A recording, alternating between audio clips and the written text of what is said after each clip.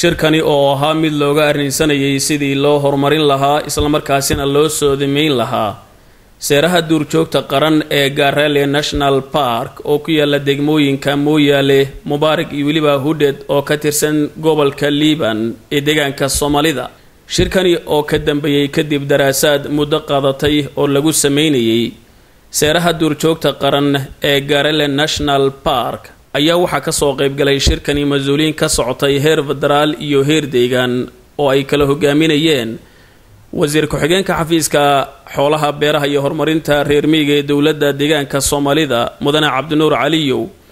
iyo madaxa ilaalinta iyo horumarinta duurjoogta ahna wakiilka maarayaha wakaaladda ilaalinta duurjoogta heer federaal Mudane Kaasaye Gabre Tansaye.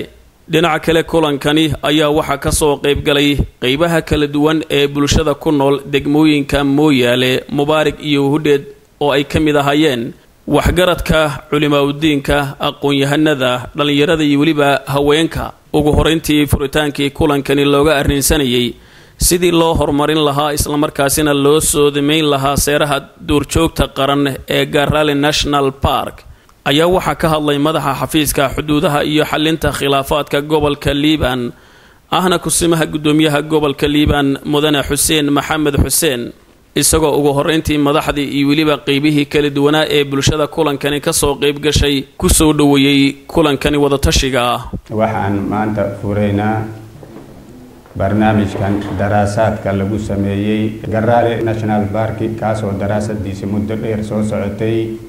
kaas ayaan fureynaa waxaan ku soo marka hore waxaan idin leeyahay bagaal nabad ugu timaadeen soo dhawaadaan idin leenahay. intaasi kadib ayaa kulankani waxa warbixin ku saabsan daraasaadkii lagu sameeyay seeraha duurjoogta qaran ee Garale National Park halkaasi ka soo jeediyay madaxa ilaalinta iyo horumarinta duurjoogta ahna wakiilka maarayaha wakaaladda ilaalinta duurjoogta heer federaal Mudane Kaasaye Gabre Tansaye oo sheegay in daraasaadkani muddada qaadatay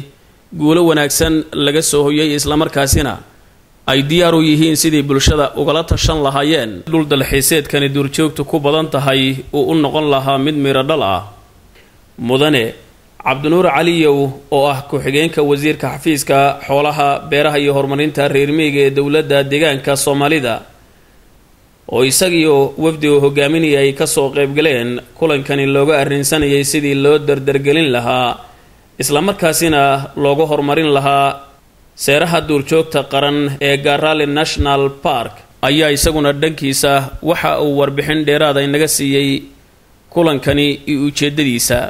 ujeedada shirkan waxa weeyaan waa madqaanay in dhul daraasaad ay soo sameeyeen qolada madqaanay duur araawidka madqaanay inay madqaanay daraasaad la sameeyo waxay madqaanay ay hay'ad shir madqaanay laga wada hadlay arrimaha madqaanay Garale Park. Garale Park waxa weeyaan waa parkiga kaliya ee ku yaala deegaanka Soomaalida wuxuuna ku fadhiyaa madqaanay dhul dhan 3858 square kilometer ayuu ku fadhiyaa marka wuxuu ku yaala degmada Mooyaale, degmada Huded iyo Mubaarak. marka deegaankeeni wafd balaaran ay ka qayb qaadatay marka ujeedaduna madqaanay in madqaanay daraasaadka ay soo sameeyeen dhulkii hadda ka hor ahaa 3858 ayaa madqaanay daraasaad lagu sameeyay in lagu kordhiyo 3000 oo kilometer oo kale in lagu kordhiyo. wasiir ku-xigeenka xafiiska xoolaha beeraha iyo horumarinta reer miyiga ee dawladda deegaanka Soomaalida oo hadalkiisa sii wata ayaa waxa uu cadeeyay in ay sharaf iyo horumarba u tahay deegaanka maadaama deegaanku uu ku faanayo dhul baaxadani leh oo ah dhul dalxiiseed ku badan tahay duurjoogta. parkigan waxa weeyaan waa parkiga kaliya ee ku yaala deegaankeeni weeyaan deegaanka Soomaalida naftarkiisa ay sharaf u tahay waxa weeyaan waa parkiga Itoobiya oo dhan ay aqoonsadeen oo madqaanay wasaaradda dhaqanka iyo dalxiiska naftarkiisa ay aad u aqoonsadeen waxa weeyaan deegaankii naftarkiisa magac iyo sharaf buu u soo kordhaya dhaqaale fara badan iyo dakhli fara badan ka soo gali doonta. ugu dambeyntii Suldaan Maxamed Suldaan Xasan oo u hadlay waxgaradka iyo cuqaasha degmooyinka Mooyaale, Mubaarak iyo Huded oo ku yaala dhul dalxiiseedkani ballaadhan ee duurjoogtu ku badan tahay ee Garale National Park